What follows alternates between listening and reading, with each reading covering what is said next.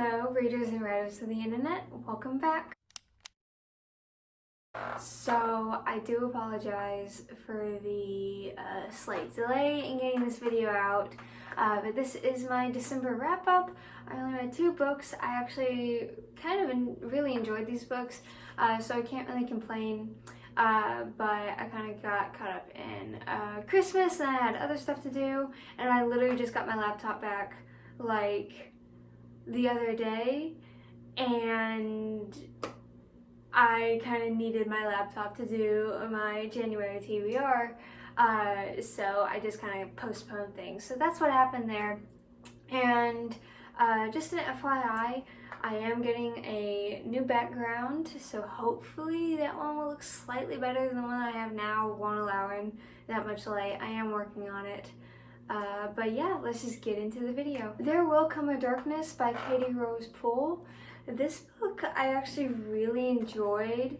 It wasn't really what I was expecting. I was expecting kind of a darker YA fantasy, something maybe along the lines of like Six of Crows or something like that, where it's more of like a darker theme. You have really morally great characters and stuff like that. I didn't really get that in this book. The only way I can kind of think to describe it is that this book was on the younger side of YA, so it didn't really deal with a lot of themes that I'm used to reading or seeing or anything like that. It seemed to be targeted more towards like the younger adult readers, like, you know, 13, 14-year-old, stuff like that. Which is fine. I don't have a problem with that. It's just I wasn't expecting it because this book is literally called like There Will Come a Darkness. So I was expecting, you know, darker stuff. But no, I really enjoyed this book. Anton was by far my favorite character in this book. Like 100% loved the dude from like beginning to end. I didn't like Hazan, I believe that's how you pronounce it. He just never really clicked with me. I never felt like his trouble was like it was a good enough trouble that he had. It's just it was never fully delved into like what he thought or how that affected him and stuff like that, which could have been like really good. I just didn't feel like he did that to me. And I looked through like Goodreads reviews, and everyone seemed to kind of have the same opinion that I have, that Hazan was not their favorite. Jude, in the beginning, I didn't particularly like Jude, but towards the end, he kind of grew on me. There's not really much I can say about his character. He's kind of like, you know, the character trope of really strict and then kind of like loosens up towards the end. But I actually kind of liked it here, so can't really complain with him. And then Beru and Ephra, I believe. Those two are sisters, and I'm not gonna lie, I didn't really like Ephra that much. Beru, I felt like I could have liked just a bit more if she had a few more chapters. Like, she was barely written into this book, but you know, there was no character that I absolutely like despised or hated. They were pretty good. Anton was my favorite. I will say this though, this book read like a prologue, like it was still setting everything up, and the bad guy appears, and this isn't a spoiler, the bad guy appears like in the last 2 chapters of this book or something like that. And you guys know me, I love to root for the bad guy. I love him. I just love to root for them. And I was hoping that I was gonna get a really morally great character here, someone who I would, you know, hate to love to hate, whatever. And I got 2 chapters of him. So I don't think he's gonna be one of those bad guys for me. He's kind of stereotypical, but it's okay. But not a lot really happened in this book in terms of like progressive movement for the plot, I guess you could say. Like towards the end stuff happened, but it still kind of felt like I said, a prologue, like just leading up to like the sequel book. Like it feels like the sequel of this book is gonna be more towards like what the prologue was leading up to, which I don't really have a problem with. It's just there were times where I felt like nothing was really, really happening. I was like, okay, I guess. But it's fine, it's fine. Like, I am gonna read the second book when it comes out in paperback, because I did enjoy the series. And again, this cover is beautiful.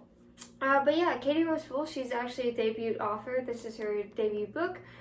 So I am really excited to read more of her books in the future.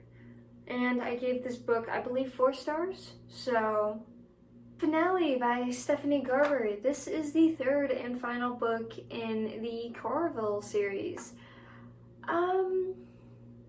Not my favorite installment of the series. I will say that Coraville is still my favorite book of the series. Now that Legend has been revealed, he was revealed in the 2nd book, it kind of takes out that mystery that was so well built up in the previous 2 books, and you know who it is now, so everything's just out there in the open. There isn't a game this time around, so there isn't that consistent progressive plot where it's like, okay, you only have 1 day left of Coraville, you need to move. It wasn't like that. This book follows both Scarlet and Donatella, or Tella. Donatella was the main character in Legendary, Scarlet was the main character in Coraville. I liked Scarlet better.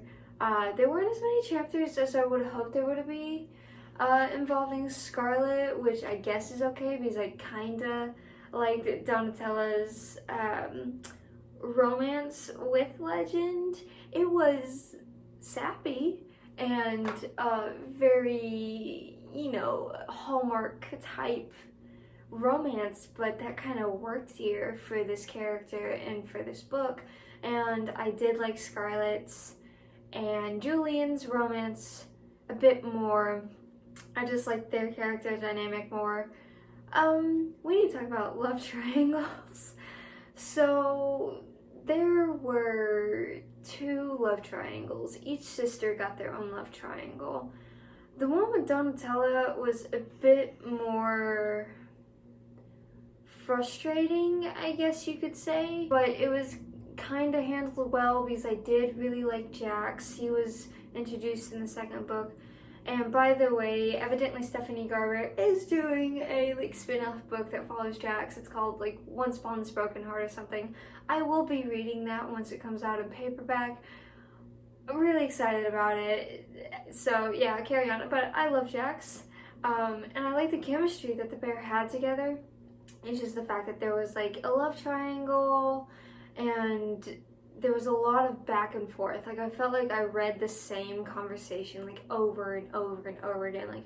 I love you too, but we can't be together. And then the next chapter, it's I don't love you. And then she would go to Jax and he would be like, I love you. And she'd be like, I don't love you. She'd go back to Legend. He'll be like, I love you too, but we can't be together. It just felt very, very, very repetitive. Scarlet, more or less, wasn't as that repetitive. Her love triangle involved a character that we were told about in the 1st book, her fiance, but we hadn't met until this book. So you can't really root for the guy because you're like, I know absolutely nothing about you. But this one does kind of take an interesting turn involvement because Scarlet makes a game between the Count and Julian. It's hey, win me over. This is going to be a game. It's going to be a competition. I'm okay, this is kind of cool. The only problem with that is it was completely dropped by her within the next chapter and she didn't want to do the game anymore. And then the guy died, which isn't a spoiler. He's a minor character. There's nothing really to more to be upset about here. But yeah, he died, so Scarlet didn't even really make a decision, even though it was clear she was going to go to Julian. So I was like, what exactly was the point of that? I felt like that entire little subplot that didn't even last that long could have been taken out. The bad guy in this one. Up until this point, the bad guy of the book has been Legend. You know, he's a mysterious one. He runs the show. No one knows anything about him, which I liked. And then it was revealed that, you know, who Legend was in the second book. I'm like, okay, what's gonna happen now? I thought Jax was gonna be the main antagonist of this book, which I would have loved. That would have given me that dynamic of, you know, loving to hate or hating to love the bad guy, because I love Jax, and that didn't even happen. It was this guy that we've never met before, rarely heard about. He just like shows up, and he's the stereotypical bad guy in the sense, like, he kills someone, he's like, I don't feel bad about it. There's no really character development, character growth about him. He's just that stereotypical, I'm gonna kill everything and everyone to get what I want. And I'm just like, okay, good for you, I guess. There is a plot twist involving him and another character that I'm not gonna mention, which I kind of liked. It kind of came out of left field, but I'm like, that kind of makes sense. But yeah, I'll go with it. I agree with it. Let's do it. And whew, that was one crazy time right there with that twist. But yeah, I just couldn't get behind the bad guy. Haven't met him until this point. Haven't really built up to him. And another thing in this book is that Legend is completely like low on power throughout this entire book. And I'm like, we finally know who it is. You know, he can do whatever he wants now, that he's out in the open, that he's blah, blah, blah, blah, blah. And throughout this book, he keeps on getting his magic taken away from him.